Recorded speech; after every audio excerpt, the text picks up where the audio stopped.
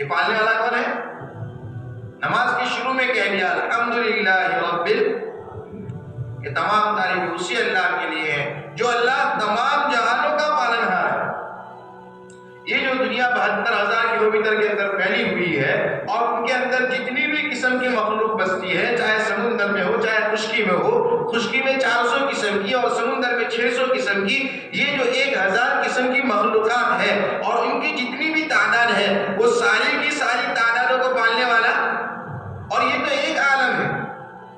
اور ایسے کہ ماں کے پیٹ میں اللہ پالتا ہے، 21 دن تک بندہ رہتا ہے، چوہا 21 دن کے اندر دیتا ہے بچہ، خرگوش 1 مہینے کے اندر دیتا ہے، انسان ماں کے پیٹ میں 9 مہینے رہتا ہے، اونٹنی 15 مہینے میں لیتی ہے، ہاتھی 640 سے 740 دن کے اندر بچہ دیتا ہے۔ تو یہ 21 دن، مہینہ، سال، 2 سال تک یہ ماں کے پیٹ میں جو بچہ رہتا ہے، دنیا والے کمانے جاتے ہیں، دنیا والے محنت مزدوری کرتے ہیں، اور وہ بھی صرف انسان کرتا ہے۔ ماں کے پیٹ میں رہنے والا بچہ جو کچھ نہیں کرتا ہے، ان کو کون پالتا ہے؟ کون پالتا ہے اس کو؟ اللہ پالتا ہے، اور ان کا سارا نظام اللہ چلاتا ہے۔ اس لیے ہم ہر نماز کے اندر کہتے ہیں پالنے والا کون ہے؟ الحمدللہ رب العالمین۔ اور یہ تو ایک عالم ہے۔ حضرت سید خدری رضی اللہ عنہ کی حدیث ہے کہ ایسے تو 40,000 عالم ہیں۔ جیسی دنیا ہے، اس زمین و آسمان کے درمیان میں جو خلا نظر آتا ہے، یہ جو آسمان میں نیلا آسمان نظر آتا ہے، وہ آسمان اور زمین کے بیچ کے اندر ایک پلیٹ ہے، وہ پلیٹ کا رنگ جو ہے وہ نیلا نظر آتا ہے، آسمان تو اس سے بھی زیادہ اوپر ہے۔ یہ جو نیلا ہے وہ آسمان نہیں، جو نیلا کر آتا ہے وہ آسمان، بادل اس کے نیچے ہے، اس کے اوپر پلیٹ آتا ہے، اور وہ تو بہت اوپر ہے۔ امریکہ نے بھیجا کہ ہم تو آسمان پر پہنچیں گے، 5 ارب کلومیٹر گئے اور کمپیوٹر سے چیک کر رہے ہیں، کہا کہ ابھی تک تو وہاں پہنچے نہیں ہیں، پہلے آسمان پر ابھی تک پہنچے نہیں ہیں۔ اتنا دور ہے وہ تو اللہ ہی جانتا ہے۔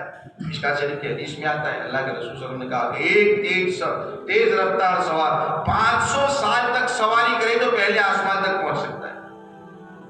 کتنے سال تک؟ 500 سال تک تو پہلے آسمان تک پہنچ سکتا ہے۔ تفسیر ابن کثیر نے بھی، اور اس آسمان کو پور کرتے ہوئے اس کو دوسرے 500 سال لگ جائیں گے، یعنی ایک آسمان کو طے کرتے ہوئے 1000 سال لگ جائیں گے۔ 5 ارب کلومیٹر طے کرنے کے بعد امریکہ کہتا ہے کہ ابھی تک ہم پہلے آسمان پر نہیں پہنچے۔ اللہ کے نبی کریم صلی اللہ علیہ وسلم حدیث میں فرماتے ہیں کہ ایک آسمان کو طے کرتے ہوئے 1000 سال لگ جائیں گے، 7 آسمان کو طے کرتے ہوئے کتنے سال لگیں گے؟ 7000 سال لگیں گے۔ لیکن اللہ رب العزت نے میرے آپ کے آقا محمد مصطفیٰ صلی اللہ علیہ وسلم کو پل بھر کے اندر 7 آسمان کی سیر کرائی، معراج میں گئے کہ نہیں؟ اور سبحان الذی اسری بعبدہ لیلا، رات کے معمولی سے حصے کے اندر، رات کے معمولی سے حصے کے اندر، نکیرہ اور وہ بھی منون تنوین والا نکیرہ، یہ دونوں میں بتا دی کہ بہت رات کا بہت تھوڑا سا حصہ، اور اتنے تھوڑے سے حصے کے اندر اتنے دور کا سفر جو تیز رفتار سوار 7000 سال میں طے کر سکتا ہے، رات کے معمولی سے حصے کے اندر یہ سارا سفر طے کر دیا، جنت دیکھی، جہنم دیکھی، وہاں کی نعمتیں، وہاں کے عذابات دیکھے، اللہ سے ملاقات ہوئی، بات چیت ہوئی، اور دنیا میں واپس آ گئے۔ آج میں نے ایک خط دیکھا ہے اور میں جا رہا ہوں ان سرداروں کو بتانے کے لیے، دامن پکڑ لیا، اللہ کے رسول آپ مت جاؤ، یہ آپ کا مذاق اڑائیں گے، آپ کی بات کو سچ نہیں مانیں گے، آپ کی بات کو سچ نہیں مانیں گے۔ گئے اور بتایا کہ آج رات میں ایسا ہوا، اور جو قصے ہوئے تھے وہ بتائے، کہا کہ جو قافلہ 1 مہینے کی مسافت پر ہے وہ آ جائے گا، اور نشانی بھی بتائی، گم ہو گیا تھا وہ تلاش کر رہے تھے، آئے تو پوچھ لینا۔ لیکن وہ بات سن کر ہنسنے لگے، ایسے ہنستے تھے جیسے ایک دوسرے پر گر پڑے، جیسے ہم ہنستے ہنستے تالیاں بجاتے ہیں، ایسے ہنستے تھے۔ ابوبکر صدیق رضی اللہ عنہ کے پاس گئے، تمہارے دوست ہم پہلے پوچھا ایسا تو ہو سکتا ہے کہ یہاں سے مسجد اقصیٰ اتنی دوری پر ہے کہ یہاں سے ایک آدمی مسجد اقصیٰ جائے تو کتنا مدت لگ سکتی ہے، اتنا ٹائم لگ سکتا ہے کہ رات کے حصے کے اندر کوئی اتنا سفر طے کر سکتا ہے؟ اور پھر ساتوں آسمان کا سفر، لیکن نہیں، یہ تو نہیں ہو سکتا۔ کہا کہ تمہارا دوست محمد اس بات کو کہتا ہے صلی اللہ علیہ وسلم۔ کہا کہ اگر محمد نے کہا تو یہ بات سچ ہے، اس سے کم وقت کے اندر آسمان کی خبر میرے نبی کے پاس آ سکتی ہے تو اللہ میرے نبی کو یہاں سے آسمان پر بھی لے جا سکتے ہیں۔ میں سچ مانتا ہوں کہ میرے نبی نے کہا حق ہے اور ایسا ہی ہوا ہے۔ لقب کیا پر گیا؟ صدیق، تصدیق کرنے والے۔ اس لیے کہتے ہیں پہلے ایمان لانے والے مردوں میں ابو بکر، مقام کتنا اونچا۔ اللہ کے رسول صلی اللہ علیہ وسلم کی موجودگی کے اندر 17 نمازیں پڑھائی۔ نبی ہوتا ہے، نبی کی موجودگی کے اندر دوسرا کوئی آدمی امام نہیں بن سکتا۔ اللہ کے رسول نے آگے کیا تھا ابو بکر صدیق کو، اس لیے کہتے نبی موجود ہوتے تو کیسے امام بنتے ہو؟ نبی آتے ہیں تو امام کیسے بن جاتے ہو؟ نبی کی موجودگی میں تو سمجھ میں بات آتی ہے۔ ابھی سمجھ میں بات آتی، نبی آتے ہیں تو کرسی کالی رکھتے ہو، تو نبی کی موجودگی میں کیسے بیٹھتے ہو اور نبی کی موجودگی میں کیسے آگے ہو سکتے ہو؟ جب نبی موجود ہوتا ہے تو کوئی دوسرا انسان امام نہیں بن سکتا۔ ابو بکر صدیق رضی اللہ تعالیٰ نبی صلی اللہ علیہ وسلم کی موجودگی کے اندر اللہ کے رسول نے کہا آخری موقع کے اوپر آگے کر رہے ہیں۔ ابو بکر کو کہو کہ لوگوں کو نماز پڑھائیں۔ علی عباس رضی اللہ عنہ کے سہارے سے آتے ہیں۔ ابو بکر رضی اللہ عنہ کو محسوس ہو گیا، پیچھے ہٹنے لگے۔ اللہ کے رسول صلی اللہ علیہ وسلم نے کہا کہ پڑھاؤ، نماز پڑھاؤ۔ اللہ کے رسول نے اور پھر آخری موقع کے اوپر اپنی کی پردہ ہٹایا اور دیکھا اور محسوس کر لیا کہ امت کو سنبھالنے والے تیار ہو گئے۔ امام صاحب نے کسی نماز میں پڑھا اذا جاء نصر اللہ والفتح ورأيت الناس يدخلون في دين الله، یہ 3 چیزیں ہو جائے اب تیاری کر لو، نصرت آ جائے، فتح مل جائے، جھک در جھک لوگ اسلام کے اندر داخل ہو جائے، اب آپ اپنی تیاری کر لو۔ اللہ کے رسول صلی اللہ علیہ وسلم نے پردہ ہٹا کر دیکھا اور دیکھ کر اس وقت میں حدیث میں آتا ہے کہ مسکرائے تھے۔ محدثین نے لکھا ہے کہ اللہ کے رسول صلی اللہ علیہ وسلم کی مسکرانے کی وجہ یہ تھی کہ میرے اس دنیا سے پردہ فرما جانے کے بعد اب امت کو سنبھالنے والے افراد تیار ہو گئے، امت سمجھ جائے گی۔ اسی لیے جب مانعین زکات کا مسئلہ، زکات کے انکار کرنے والوں کا مسئلہ کھڑا ہوا تھا، حضرت بکر صدیق نے کیا کہا تھا؟ جو اللہ کے رسول کے زمانے میں ایک رسی بھی دیتا ہے اور اس کا انکار کرے گا تو میں اس کے ساتھ قتال کروں گا۔ جو لشکر بھیجنا تھا تو اللہ کے رسول صلی اللہ علیہ وسلم نے جیش اسامہ تیار کیا تھا، اس کو تو روانہ کر دیا اور دوسری بھی جماعتیں بنا کر روانہ کر دی۔ کیا فائدہ ہوا؟ آج تک مانعین زکات موجود کہ امت کو سنبھالنے والے تیار ہو گئے۔ اسی لیے حضرت عمر رضی اللہ تعالیٰ جب بہت سارا فتوحات ہو گئے تھے حضرت عمر کے زمانے کے اندر، ابو بکر صدیق کے زمانے کے اندر تو یہ ارتداد کا مسئلہ آ گیا تھا، تو واپس تو اسلام کے اندر داخل ہو گئے تھے، ارتداد کا مسئلہ آ گیا تھا، انہی کے اندر تھے۔ حضرت عمر کے زمانے کے اندر پھر فتوحات ہو گئی اور پھیلنے لگا، تو وفود آتے تھے، دور سے لوگ ملنے آتے تھے، ملکی غیر ملکی ہر طرح کے وفود آتے تھے۔ تو حضرت عمر رضی اللہ عنہ کی تو وہی چال تھی جو حضرت اللہ کے رسول صلی اللہ علیہ وسلم کے زمانے میں تھی، اس کے اندر تبدیلی نہیں آئے تھے۔ حضرت ابو درداء، حضرت سلمان، حضرت عمر، حضرت علی، ان کی زندگیوں کے اندر ابھی تبدیلی نہیں آئی تھی۔ جو اللہ کے رسول صلی اللہ علیہ وسلم کے زمانے میں تھی ابھی بھی وہی ہے۔ اسباب میں دوسرے لوگوں نے کہ دوسروں میں تبدیلی آئی ہے، لیکن ان کے اندر تبدیلی حضرت عمر وہی پرانا کپڑا پہنتے، آنے والا کوئی حضرت عمر کا کھانا نہیں کھا سکتا اور حضرت عمر کے بستر پر نہیں سو سکتا۔ سخت روٹی کھاتے تھے۔ آپ یہ کھانا کھا رہے آپ کے لیے اچھا بھی ہو سکتا ہے، مل سکتا ہے، کیا مدینہ کے اندر رہنے والے ہر گھر کے اندر اس سے ایسا پہنچ سکتا ہے جیسا تم کہتے ہو؟ لیکن یہ ایسا تو نہیں پہنچ سکتا، تو عمر اس کا حقدار نہیں ہے، عمر بھی یہی کھائے گا۔ کتابوں میں لکھنے والوں نے لکھا ہے حضرت عمر کے پاس جو مال آتا تھا مدینہ کے ہر گھر کے اندر پہنچتا تھا، مدینہ کے ہر گھر کے اندر وہ پہنچتا تھا۔ جو مال آیا وہ مدینے کے ہر گھر کے اندر پہنچا. خود کے خود تو سادگی کے اندر رہے, پیول لگے ہوئے کپڑے پہنتے ہیں, کھانا بھی, بستر بھی سخت ہے, ایسے بستر کے اوپر سوئے کہ اللہ کے رسول کے زمانے میں جو نہج تھا اسی کے اوپر باقی رہے, اس کے اندر تبدیلی. اور حضرت عمر کی عادت تھی جن کو گورنر بناتے تھے ان کو چیک کرتے تھے, آج تک تمہارے سرائی کھانے کے اوپر ٹھہریں گے کہ نہیں, یہ جو سرکاری ہے مہمان کھانا, سرکاری مہمان کھانے کے اندر آپ ٹھہر جاؤ, لیکن نہیں, ہم تو آپ کے گھر پہ آپ کے مہمان بن کر آئے ہیں, سرکاری مہمان بن کر گئے. دور جنگل کے اندر جاتے ہیں, جب کھانا کھانا ہے تو اوپر سے, جس کو مچھلی کہتے ہیں, اس کے اوپر سے کٹورا نکالا اور اس کٹورے کے اندر بھیگی ہوئی روٹی تھی, کہا کہ لو یہ کھانا ہے کھا لو. تو گورنر ہے, کہا کہ حضرت مخلوق کے کام میں مشغول رہتا ہوں, اس وجہ سے میں انتظام نہیں کر سکتا. ایک پکانے والی تیار کر کے رکھی ہے, ہفتے کے اندر چند روٹیاں تیار کر کے چلی جاتی ہے, لیکن روٹی سوکھ جاتی ہے, چبانے کے لائق نہیں رہتی, تو یہاں سے صبح کو کام کو نکلتا ہوں تو پانی میں بھگو کر جاتا ہوں تاکہ وہ نرم ہو جائے تو شام کو آ کر کھانے میں آسانی رہے. حضرت عمر کہتے ہیں الحمدللہ, اللہ کا شکر ہے کہ اللہ نے میری فراست کو باقی رکھا ہے. آپ ابھی اسی ترتیب پر ہو جس ترتیب پر اللہ کے رسول صلی اللہ علیہ وسلم کے زمانے میں, اس کے اندر تبدیلی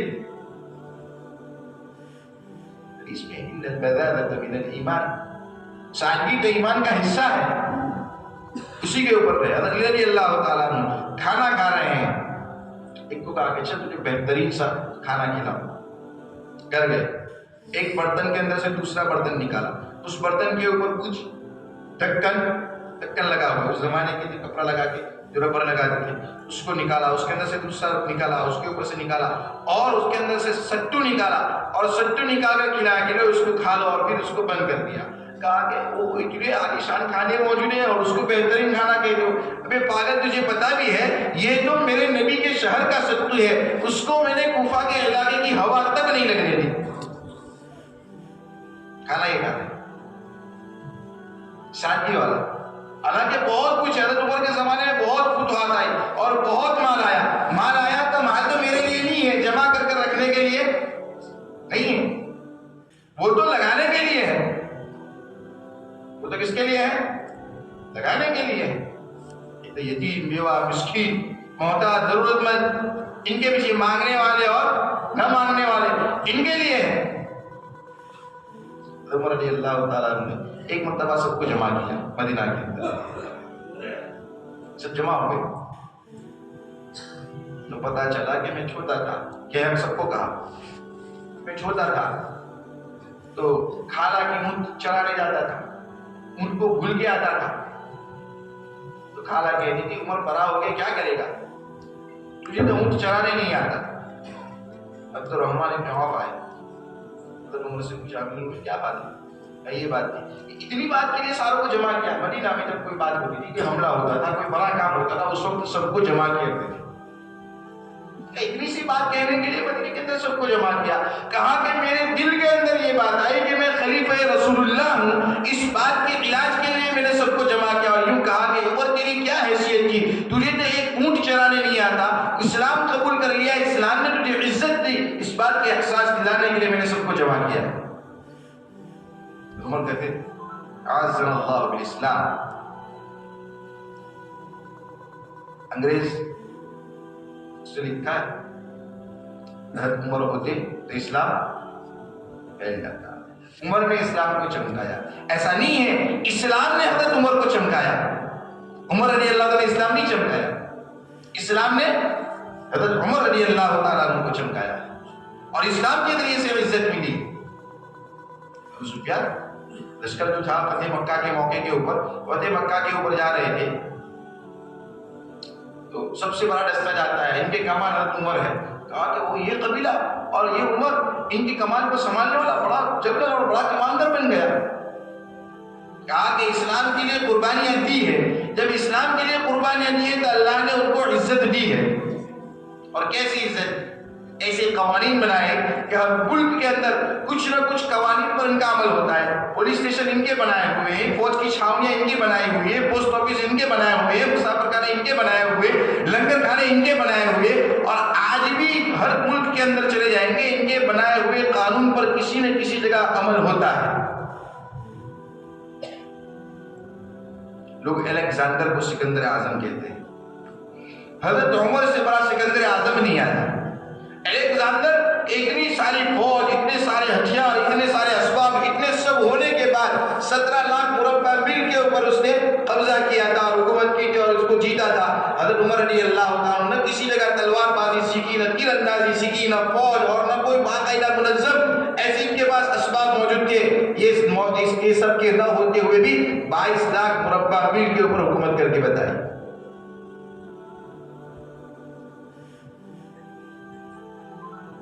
مہاتما گاندھی کیا کہتے ہیں؟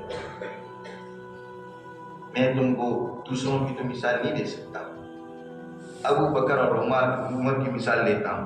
ملک کو چلانا ہو تو ان کے جیسا بننا پڑے گا. کیا کہتے ہیں؟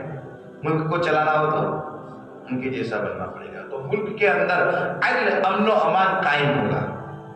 غیر بھی آج بھی تسلیم کرنے کے اوپر مجبور ہے، لیکن انہوں نے، اللہ نے ان کو اسلام کے ذریعے سے عزت دی. قربانیاں کیسی دی؟ سب کچھ ہوتے ہوئے سب کچھ لگا دیا. یہ سب اللہ کے لیے.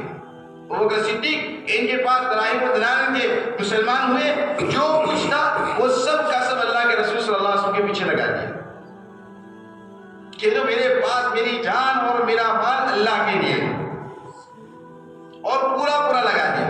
اور یہی ترتیب ہے، پوری جان پورا مال. یہ ابوبکر صدیق والی ترتیب. حضرت عمر چندہ ہوا تھا تو آدھا لے کر آیا اور آدھا چھوڑ کر آیا. آدھا مال ارے جان، آدھا مال نصف عمر رضی اللہ عنہ نے کر کے بتایا. اور ہر صحابی تو 1/3 لگاتا ہی تھا. ہر صحابی 1/3 تو ہر صحابی لگاتا تھا. اور اصل تو وہ ہے پورا جان اور پورا مال. اور ہماری تصویر شروع کہاں سے ہوتی ہے؟ 4 مہینے سے. سال کے کتنے مہینے؟ سال کے کتنے مہینے؟ 12. اور 4 مہینے کا کون سا حصہ لگتا ہے؟ 1/3 بنتا ہے. ہماری تو تشکیل یہاں سے شروع ہوتی ہے. اور ابو بکر صدیق تو پورا جان پورا مال. عمر آدھا چھوڑ کے آیا، ہم آدھا. اور ہم تو سب سے نیچے سے شروع کرتے ہیں. اور وہ بھی وہاں تو ایسا تھا، جائیں گے واپس آئیں گے کہ نہیں اس کا پتہ نہیں. پر وہ لکھتا ہے 27 سال بعد گھر واپس لوٹے تھے. جہاد کے لیے نکلے تھے تو 27 سال کے بعد گھر واپس لوٹے تھے. ان کا بیٹا تھا بڑا محدث بن گیا ہے. گھر واپس آنے کے بعد دروازے کی چوکھٹ کے اوپر آ گئے.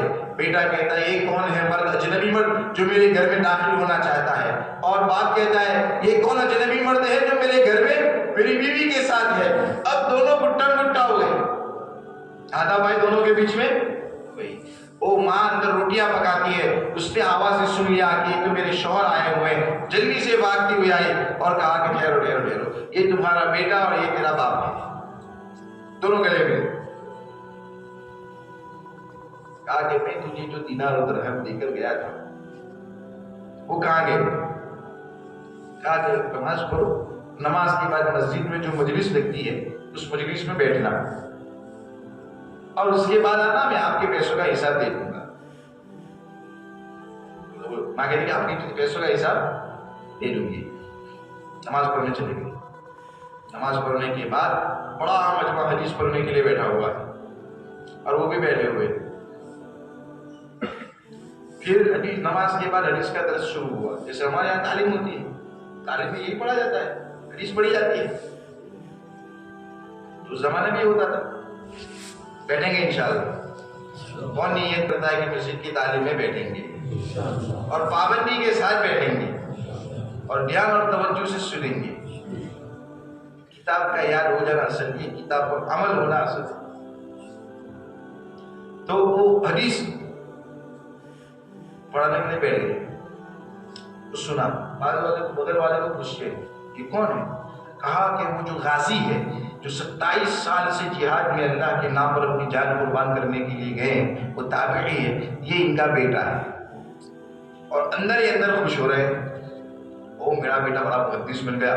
یہ ہزاروں کی تعداد کے اندر لوگ ان کے پاس حدیث سننے کے لیے آئے ہوئے ہیں، اور وہ اندر اندر خوش ہو رہے ہیں۔ اور جب مجلس ختم ہوئی، وہ دونوں باپ بیٹے ساتھ میں آئے۔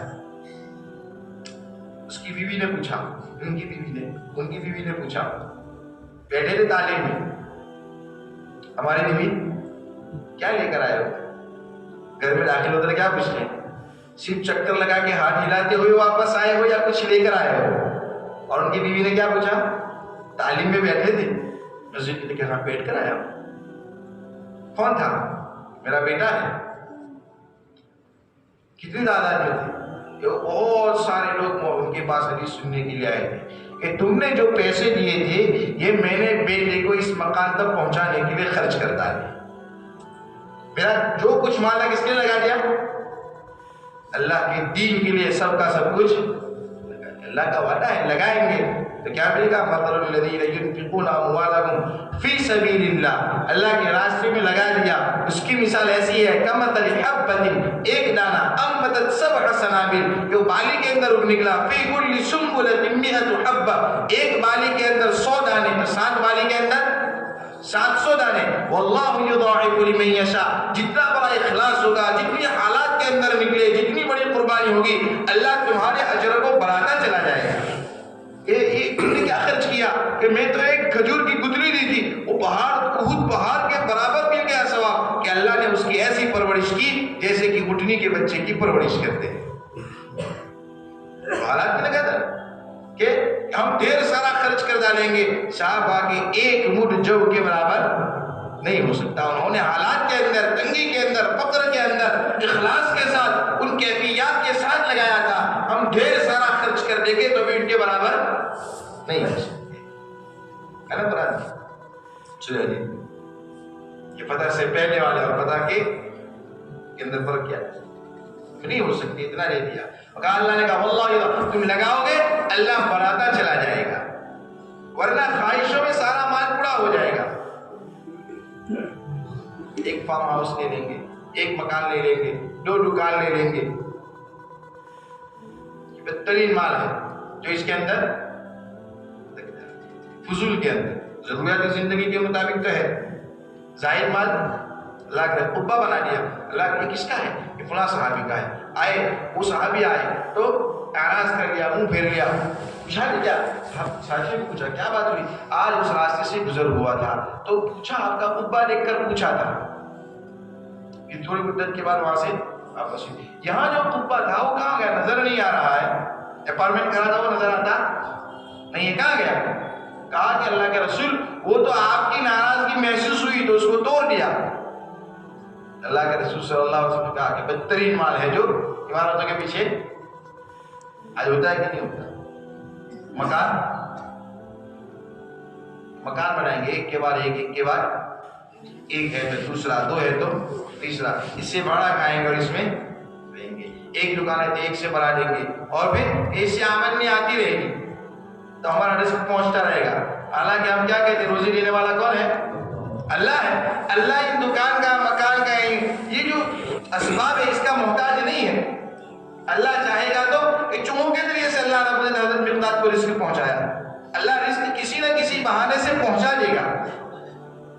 اور اگر ہم نے اپنی دنیائی خواہشات ضرورت کے مطابق رکھی، اللہ اس کا بھی انتظام کر دے گا کہ کس طرح پوری کرنی ہے۔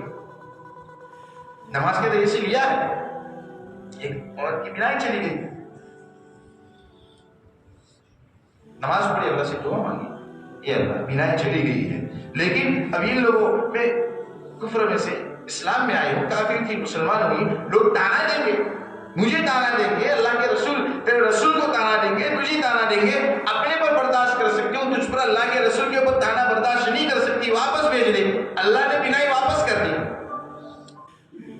تو اللہ نے لینے کے لیے تو نماز نہیں ہے، نماز پڑھو، اللہ سے لو، ظاہر اعمال میں اللہ کے رسول صلی اللہ علیہ وسلم کو جب کسی کی تنگی معاش کی فکر ہوتی تو نماز کے اہتمام کی تاکید فرما دیتی، اور کیا کرتے تھے؟ وَأْمُرْ أَهْلَكَ بِالصَّلَاةِ وَاصْطَبِرْ عَلَيْهَا.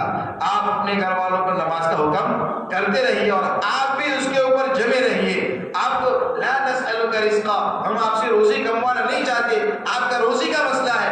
نحن نرزقك، اللہ کہتا ہے روزی تو آپ کو ہم دیں گے، لیکن مر کر ہمارے پاس آنا ہے تو انجام اچھا چاہیے. والعاقبۃ للمتقین، اچھا انجام تو پرہیزگاروں کے لیے. متقی کون ہے؟ ليس البر ان تولوا وجوهكم قبل المشرق والمغرب ولكن البر من آمن بالله. سب سے پہلی صفت کیا ہے؟ اللہ پر ایمان لاؤ. والیوم الاخر، اللہ پر ایمان لاؤ، موت پر ایمان لاؤ. والکتاب والملائکہ والکتاب والنبیین. آگے چل کر آیت کے بعد کہا ہے، چند احکام بتانے کے بعد بدنی عبادت اور مالی عبادت کے بعد کہا ہے اولئک هم المتقون. اللہ نے دی ہے نماز اسی لیے دی کہ اللہ سے لیں گے، اللہ سے لیں گے اور مخلوق میں دیں گے. اللہ سے لیں گے اور جمع کر کر کے، وہی ابھی پڑھا تھا پہلے رکعت میں، وَيْلٌ لِكُلِّ هُمَزَةٍ، پھر کیا پڑھا؟ الَّذِي جَمَعَ مَالًا وَعَدَّدَ، مال جمع کرتا گیا اور گنتا گیا. يَحْسَبُ أَنَّ مَالَهُ أَخْلَدَ، سمجھتا ہے کہ ہمیشہ رہے گا. ایسا نہیں ہے، یہ تو ختم ہونے کے لیے ہے. اس کے لیے آگے اللہ انہا لظى نزاعۃ للشوى، یہ تو ایسی آگے جو چمڑیوں کو اٹھیر دے گی. کس کے لیے؟ تدعو من ادبر وتولى، اس کو کہا گیا تو اس نے روح گردانی کی، منہ پھیر لیا. وجمع، جمع کرتا رہا اور حفاظت کر کے رکھتا رہا. منہ پھیر کر چلا گیا اور دنیا ہی دنیا کرتا رہا، اسی کے اندر پھنس گیا. تو اس کے لیے کیا کہا؟ انہا لظى نزاعۃ، اللہ اس سے ہماری حفاظت فرما دے. یہ اللہ نے، میں نے کہا کہ اللہ نعمت دیتا ہے اور نعمتوں کی یاد دہانی کراتا ہے. جیسے موسیٰ علیہ السلام کو اخروی اور یہ دنیا کہا کہ قوم کو سمجھاؤ کہ تمہیں دونوں قسم کی نعمت دی ہے. اب اللہ کا جو حکم آتا ہے کہ قوم عمالقہ کے ساتھ جہاد کرنا جانا ہے، ان کے حکم کے روگردانی مت کرو، وہ کام کو پورا کرو. ایسے اللہ نے ہمیں بھی نعمتیں دی ہے، بہت ساری نعمتیں دی ہے. وہ نعمتیں تندرستی دی ہے، سب سے بڑی نعمت ہے. فراغت ہے، سب سے بڑی نعمت ہے. مال دیا ہے، وہ سب سے بڑی نعمت ہے. وہ اس کو اللہ کے راستے کے اندر لگانے کے لیے.